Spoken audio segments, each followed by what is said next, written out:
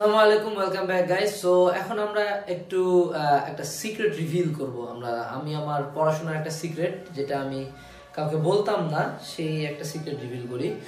যে তোমাদের এখনো অনেকে এমন আছো যাদের অবস্থা যে আমি অনেক বেশি পড়াশোনা বাকি আছে, এত পড়াশোনা কিভাবে আর কখন কমপ্লিট করব। আমি আমার একটা সিক্রেট বলি। আমি যখন ফার্মগেটে কোচিং করতে আসছিলাম, অ্যাডমিশন কোচিং করতে আসছিলাম, তা তখন আমার একটা অবস্থা এমন হয়েছিল যে আমার ঢাকা বিশ্ববিদ্যালয়ের নতুন যে প্রশ্নব্যাংকটা দিয়েছিল, আমার প্রশ্নব্যাংকটা শেষ হয় নাই। তা আমার ফ্রেন্ড জিহাদের প্রশ্নব্যাংকটা শেষ হয়েছে।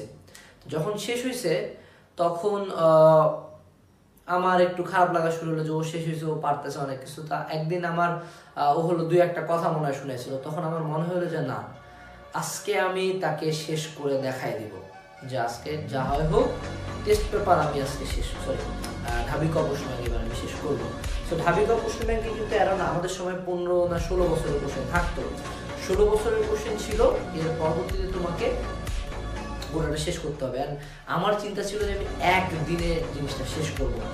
সো সত্য কথা বলতে গেলে ওই দিন কি হয়েছিল জানো, জিহাদের সাথে আমার কথা হয়েছে ওই দিন রাতের বেলা। পরের দিন সকালে মোটামুটি আমি 6টা থেকে 7টার দিকে উঠছি। 7টার থেকে উঠে কনস্ট্যান্টলি আমি টেবিলে বসে পড়তে পারি না, আমি উল্টা হয়ে শুয়ে পড়ি বুকে বালিশ নিয়ে। সো তখন থেকে পড়তে পড়তে পড়তে পড়তে, তখন ছিল গ্রীষ্মকাল, পড়তে পড়তে কনস্ট্যান্টলি রাত 4টা পর্যন্ত করছি, রাত 4টার দিকে। অ্যান্ড ইভেন এর মাঝখানে শুধুমাত্র একবার উঠে যায়, আমি জাস্ট দিনে একবার ভাত খেয়েছি। এর মাঝখানে আমি বাথরুম পর্যন্ত যাই না, যার কারণে আমার পেট ফুলে ব্যথা শুরু হয়ে গেছিল, যে আমি এর মাঝখানে বাথরুম পর্যন্ত যাই না। আমার গোটা মুখ ঘামে তেল তেল হয়ে এমন একটা গা থেকে গন্ধ বেড়া শুরু হয়েছে, ঘামে টামে। বাট আমার যেটা ছিল যে আমি বসছি, মানে আজকে দুইটা ঘটনা হইতে পারে, এক, বইটা শেষ হবে, দুই, আমি এখানে মারা যাবো। আমার মাঝখানে কয়েকদিন আগে টার্ম পরীক্ষা ছিল, তা 6 মাসের পর আমি এর মাঝখানে কিছু পড়ি না, আমি পিএলএ যা পড়াশোনা করছি পরীক্ষার মাঝখানে। সো তখনও আমার মেন্টালিটি এমন থাকে যে হয় আমি মারা যাব আজকে, না হয় আজকে বইটা শেষ হবে। এই দুইটা ঘটনার মাঝখানের কোনো ঘটনা গ্রহণযোগ্য না।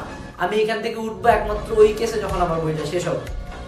আমি পড়াশোনা মাঝে মধ্যে, আমি কিন্তু পড়ি না খুব একটা, বাট যখন আমি পড়ি তখন আমার মেন্টালিটি থাকে যে এরকম, যে হয় আজকে এটা শেষ হবে, তার আগে আমি উঠতেছি না। আমি মাঝে মধ্যে এমন হয় যে রাত 2টা-3টার দিকে বাড়ি থেকে বের হয়ে গেছি। কেন? যে আমার পড়তে পড়তে ওই সময় মনে হয়ে গেছে যে আমি যদি আর 2টা লাইন পড়ে আমি এবার মারা যাবো, এরকম একটা হয় না, ওই লেভেল পর্যন্ত পড়ো। তোমার যদি 2 বছরে কিচ্ছু পড়া না থাকে, এখন যদি তুমি পাস করতে চাও, তোমার কাছে এই একটা লাস্ট অপশন, যে এই মেন্টালিটিটা আনো, যে হয় শেষ হবে, না হয় এখানে মারা যাবো, এর মাঝখানে কিচ্ছু না। হ্যাঁ, এটা সবার হবে না, বাট অ্যাটলিস্ট তুমি 6 থেকে 7 ঘন্টা কনস্ট্যান্টলি পড়তে পারবা।